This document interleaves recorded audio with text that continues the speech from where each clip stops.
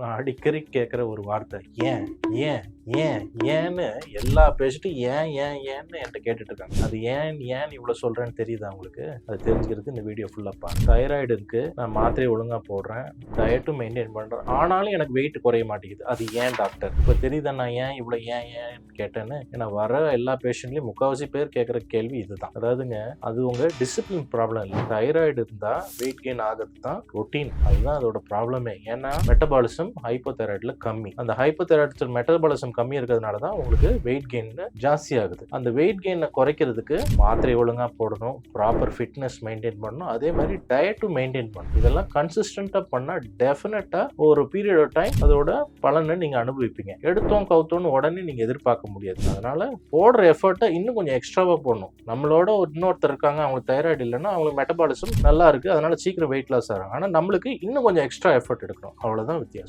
இந்த மாதிரி யூஸ்ஃபுல் கண்டென்ட்டுக்கு மறக்காம என் பேஜை ஃபாலோ பண்ணுங்க.